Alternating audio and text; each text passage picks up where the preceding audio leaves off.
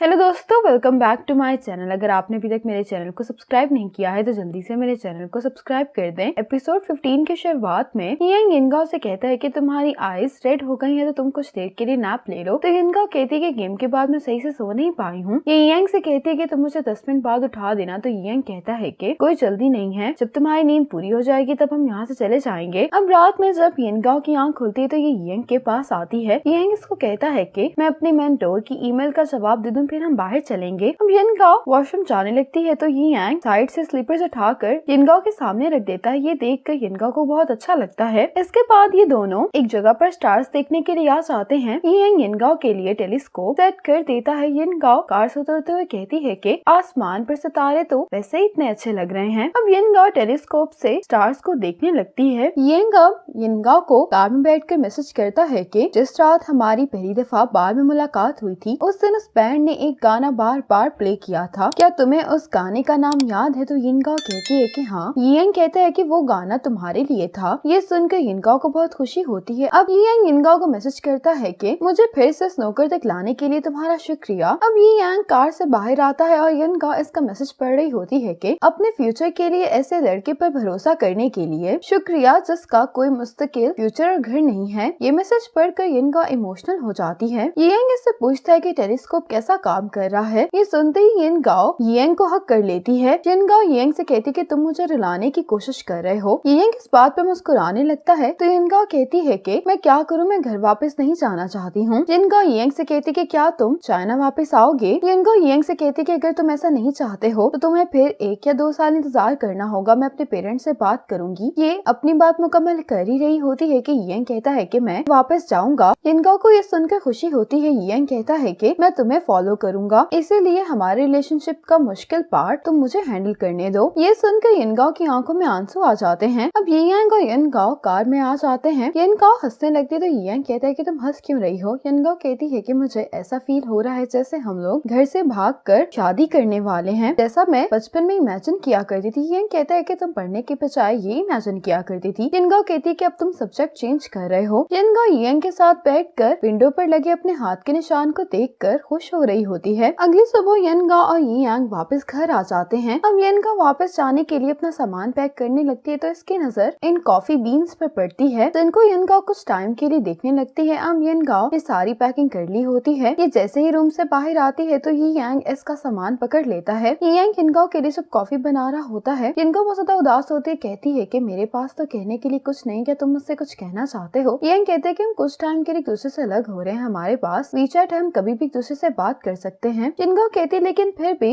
ये सेम तो नहीं है। यियांग इसके हाथ पकड़ता है तो यिनगाओ कहती है कि हम लॉन्ड्री रूम चलते हैं। यियांग कहता है कि इस टाइम यिनगाओ कहती है कि वहाँ पर तुमने पहली दफा मुझसे कन्फेस किया था। यिनगाओ से कहता है कि तुम इतनी अपसेट नहीं हो, हम कौन सा एक दूसरे से आखिरी दफा मिल रहे हैं। जब ये दोनों कॉफी पी लेते हैं तो यिनगाओ यियांग यहाँ से चले जाते हैं। जब ये दोनों स्टेयर से नीचे आते तो यिनगाओ कहती है कि मैं यहाँ की पिक्चर लेना चाहती हूँ। ये अपना सामान यियांग को पकड़ा कर खुद भागते हुए लॉन्ड्री रूम में आ जाती है। यिनगाओ लॉन्ड्री रूम की पिक्चर्स लेती है और बाहर आ जाती है तो ये यियांग से कहने लगती है कि ये पिक्चर्स ब्लर आई हैं। तो यियांग कहता है कि तुम फिक्र नहीं करो, मैं तुम्हें वापस आकर HD फोटोज भेज दूंगा। अब यियांग और यिनगाओ एयरपोर्ट आ जाते हैं। जब सब कुछ हो जाता है तो यियांग यिनगाओ से कहता है कि अब तुम्हें जाना चाहिए। तो यिनगाओ कहती है कि मैं 1 और मिनट रुकना चाहती हूँ। यियांग यिनगाओ को हक करता है तो यिनगाओ रोने लगती है। यियांग यिनगाओ से कहता है कि क्या तुम्हें यहाँ पर रिलेशनशिप स्टार्ट करके रिग्रेट हो रहा है? यिनगाओ कहती है कि हाँ। यियांग से कहती है कि तुम्हें चाइना वापस आकर मुझे चेस करना चाहिए था। यियांग कहते हैं कि क्या मुझे तुम्हारे वापस आने तक तुम्हें मैसेज करते रहना चाहिए? यिनगाओ हाँ में सर हिलाती है। यिनगाओ बहुत ज्यादा रो रही होती तो यियांग इसको कहता है कि तुम रो नहीं, सब ठीक है। ये यिनगाओ को आंसू साफ करने के लिए टिश्यू भी देता है। यियांग भी यिनगाओ के जाने की वजह से बहुत उदास होता है। यियांग यिनगाओ को किस करता है और फिर से ये दोनों एक दूसरे को लास्ट टाइम हक करते हैं। यिनगाओ यियांग से कहती है कि अब मैं जा रही हूँ। ये सुनकर यियांग यिनगाओ को इसका बैग पहनाता है। यिनगाओ रोते हुए उसको कहती है कि मैं जा रही हूँ और यियांग से कहती है कि तुम मुझे मिस करोगे। ये कहकर ये जाने लगती है, लेकिन ये यिनगाओ को वापस खींच कर हक करता है और उसके बाद ये यिनगाओ से कहता है कि अब तुम जा सकती हो। ये सुनते ही यिनगाओ यहाँ से चली जाती है। यिनगाओ उसको पीछे मुड़कर देखती है तो यियांग इसे देखकर गुड बाय कहता है। ये देखकर यिनगाओ मुस्कुराती है और यहाँ से चली जाती है। यिनगाओ थोड़ा सा आगे जाती है तो इसको यियांग का मैसेज आता है कि मैं उम्मीद करता हूँ कि तुम्हारा ट्रिप सेफ होगा। यिनगाओ उसको मैसेज करती है कि तुम वीचैट पर मेरे नाम का रीमार्क डिलीट कर दो। यियांग ने यिनगाओ के वीचैट पर रेड फिश लिखा होता है। ये उस बार का नाम होता है जहाँ पर इन दोनों की पहली मुलाकात हुई होती है। यियांग यिनगाओ के कहने पर इसको डिलीट कर देता है। यिनगाओ यियांग से कहती है कि तुम मुझे वो कॉफी दोबारा भेजना। ये वही इमोजी होता है जो यियांग हर बार यूज करता है। यिनगाओ उसको बताती है कि जब तुम पहले मुझे ये इमोजी भेजा करते थे तो मुझे लगता था कि तुम मुझसे बात नहीं करना चाहते। ये मैसेज पढ़कर यियांग इसको वही इमोजी सेंड कर देता है, जिसको देखकर यिनगाओ रोने लगती है। अब यियांग जब मेट्रो से वापस जा रहा होता है तो उसको यिनगाओ का मैसेज आता है कि मैं अपना फोन स्विच ऑफ कर रही हूँ, जब मैं चाइना पहुँच जाऊंगी तब बात करूंगी। ये मैसेज पढ़कर यियांग की नजर जैसे ही साथ वाली सीट पर पड़ती है तो इसको याद आने लगता है कि यहीं पर बैठकर यिनगाओ ने इससे अपना प्रॉपर इंट्रोडक्शन करवाया था। यियांग जब वापस आता है तो जियांगिंग कहता है कि तुम्हारा फोन कहाँ पर है, तो यियांग कहता है कि उसकी बैटरी खत्म हो गई है। जियांगिंग कहता है कि मैं वापस जा रहा था, मुझे लगा कि मैं तुमसे मिल ही नहीं पाऊंगा। यियांग कहता है कि मैं अभी यिनगाओ को छोड़कर आया हूँ, इसलिए मेरा मूड ऑफ है, मैं तुमसे कुछ भी नहीं कहना चाहता। अगर तुम्हें किसी चीज की जरूरत है तो तुम मुझे बता दो। तो जियांगिंग कहता है कि तुमने अभी भी मुझे वीचैट पर ऐड नहीं किया। जियांगिंग कहते हैं कि मैं तुम्हें फोर्स नहीं कर रहा, तुम इस बारे में सोच सकते हो। कि सुनकर यियांग मुस्कुराने लगता है। जियांगिंग यियांग को मिस्टर ही